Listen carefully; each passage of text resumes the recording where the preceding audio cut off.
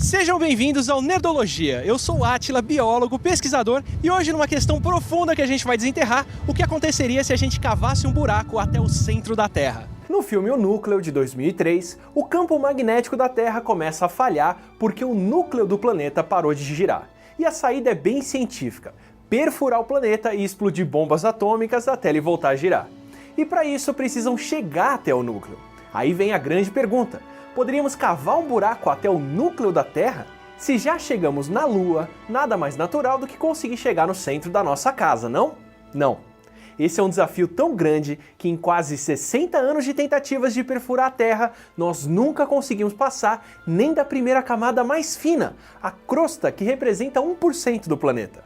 Nós literalmente visitamos outro mundo e trouxemos rochas lunares fresquinhas de lá no final da década de 70, mas nunca chegamos ao manto da Terra por vários motivos, começando por onde furar. Nós vivemos na camada mais fina do planeta, a crosta, que é menos densa e boia sobre o manto, a camada de baixo.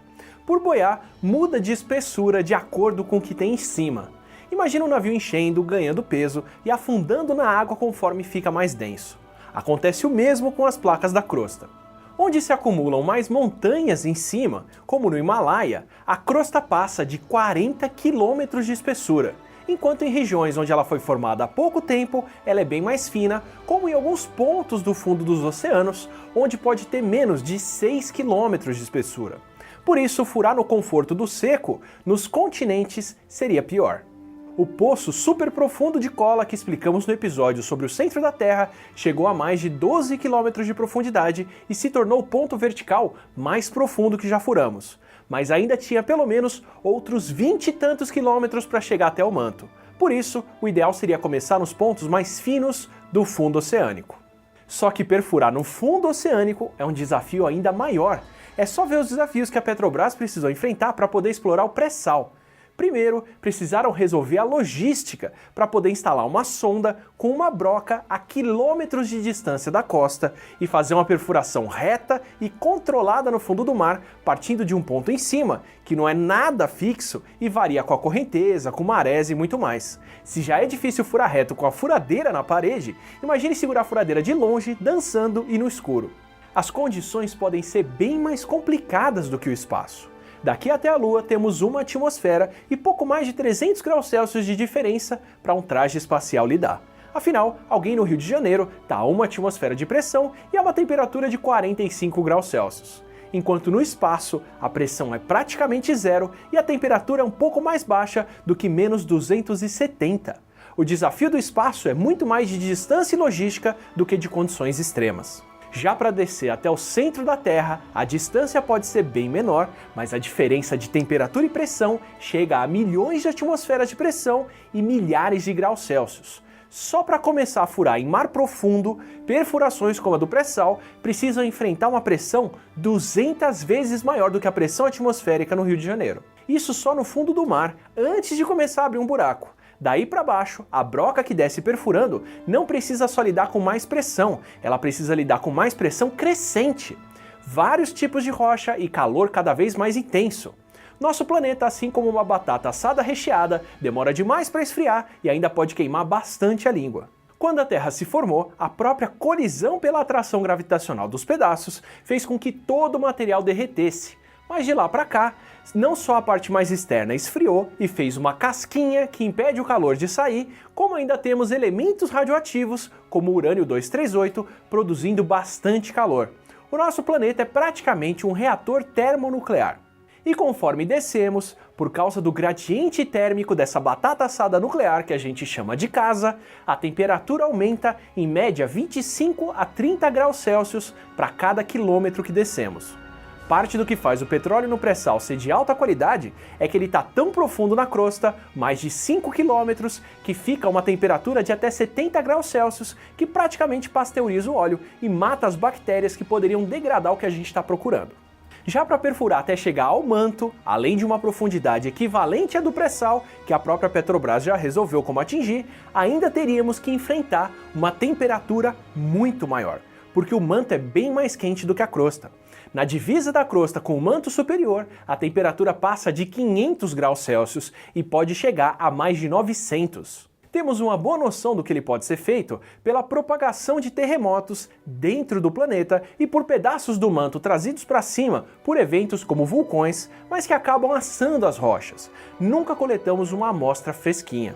O manto é feito de um material viscoso que flui tão devagar que parece sólido e vai até quase 3.000 km de profundidade e chega a mais de 4.000 graus Celsius na parte mais profunda, onde a pressão pode chegar a quase 1,5 milhão de atmosferas. Nenhum material conhecido faria uma broca capaz de aguentar isso.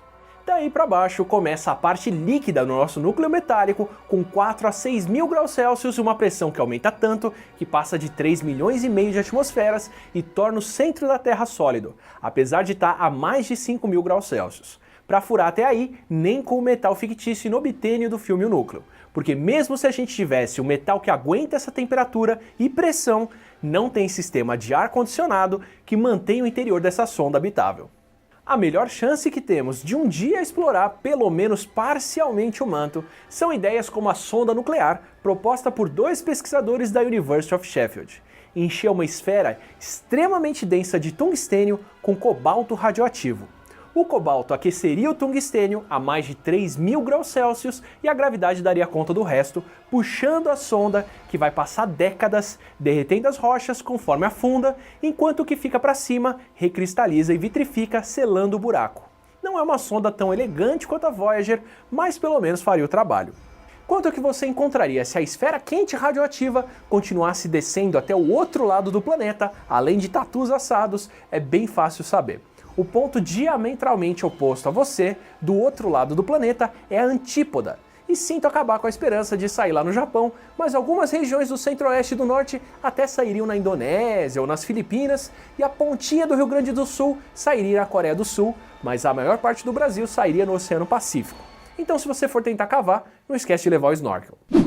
E quem realmente soube enfrentar o desafio de perfurar em profundidade foi a Petrobras, que não queria chegar no centro da Terra, mas soube nesses últimos 10 anos fazer um feito científico e tecnológico absurdo para poder perfurar em águas ultra profundas até chegar no pré-sal. São mais de 5 quilômetros perfurados a partir do leito marinho, passando pelo sal para poder chegar no pré-sal, em um reservatório que ocupa uma área gigantesca da costa do Brasil, que eu não sei se dá para perceber, mas gera um petróleo que é todo extraído e produzido por plataformas como essa que eu estou aqui, que fica boiando a mais de 300 quilômetros da costa, em um mar que tem quase 2 quilômetros de profundidade. Por isso que eles precisam de todos esses módulos aqui atrás que fazem de tudo, de dessalinizar a água do mar para poder usar aqui na plataforma, a extrair o petróleo, tirar o gás dele, tirar o gás carbônico desse gás e usar esse gás carbônico para reinjetar ele lá embaixo para poder extrair mais petróleo.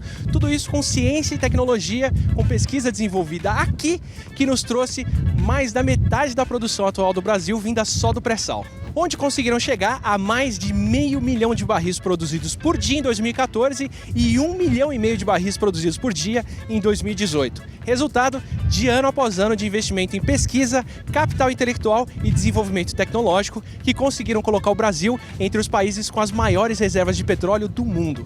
E no episódio passado sobre quanto pode valer o Bitcoin, eu adorei os comentários super pensados e boas sugestões e críticas. O No Name perguntou o que impede programadores de criarem outras moedas, milhares de criptomoedas diferentes, para competir com o Bitcoin. Nada! Na verdade foi isso que aconteceu, já foram criadas mais de 1.600 criptomoedas. Cada uma com um princípio um pouco diferente, com velocidade de transação, segurança, número de moedas emitidas e por aí vai, o que dá finalidades diferentes ou vantagens competitivas. Vale ver quais são as que vão sobreviver mais pra frente. O Arthur Garias comentou que o sucesso do Bitcoin é porque a criptografia faz dele seguro e irrastreável. Seguro sim, mas irrastreável nem de longe. Para todo mundo que falou que o Bitcoin é anônimo, não é mesmo, ele é pseudônimo. Eu posso não saber qual é o número da sua carteira e isso deixa você fazer transações que eu não posso ligar a você. Como se você estivesse usando um apelido para fazer a conta. Mas todas as transações ficam registradas e se eu descobrir quem é o dono de uns apelidos, eu posso descobrir todo mundo ligado a ele, mesmo daqui a 20 anos. Quando o FBI estava investigando o Silk Road, tudo o que eles precisavam fazer era colocar anúncios no site e anotar os números das carteiras de quem comprava e vendia para eles e depois acompanhar as transações que essas carteiras faziam. Tava tudo documentado no blockchain, o trabalho era descobrir de quem eram essas carteiras, mas acompanhando a movimentação de perto, isso pode ser bem fácil. Por isso o Bitcoin parou de ser usado em transações ilícitas, pelo menos por quem entende. Outras moedas foram pensadas para serem bem mais anônimas, como o Monero, que mistura as transações para ninguém saber quem comprou o quê, e mesmo assim, olhando de perto a criptografia, não é lá tão anônimo e tem todo o histórico de compras registrado no blockchain também. Link para o estudo que mostra isso no Saiba Mais. Para terminar, respondendo uma pergunta, o Antídoto perguntou como que o Bitcoin foi roubado do Mt. Gox, se ele é seguro. O blockchain do Bitcoin é seguro e até onde a gente sabe nunca foi fraudado. Se você tiver o Bitcoin na sua carteira, sem a sua senha, não tem como ninguém roubar ele de você. Mas para fazer uma compra ou venda em uma exchange em tempo hábil, para poder aproveitar altas e baixas, é preciso depositar o Bitcoin lá. E os roubos de Bitcoin todos aconteceram nesse momento, quando alguém invade o sistema da exchange e desvia as moedas de lá de dentro, quando não é alguém de lá de dentro que trava ou some com a grana. É um problema de segurança da exchange e não do Bitcoin. Por isso que quem quer comprar Bitcoin e guardar o holder está mais seguro comprando e movendo para uma carteira própria, o que a XDEX não faz, e eu deixei bem claro no episódio. Mas quem quer especular e comprar e vender rápido para aproveitar altas e baixas, depende muito mais da segurança e da confiabilidade da exchange que fica com as moedas, que é o que a XDEX vende. E para deixar uma pergunta final, eu tô pensando em tratar de mais animes por aqui. Quais que você recomenda? O que você acha legal tratar? Deixa aqui nos comentários e até a próxima quinta.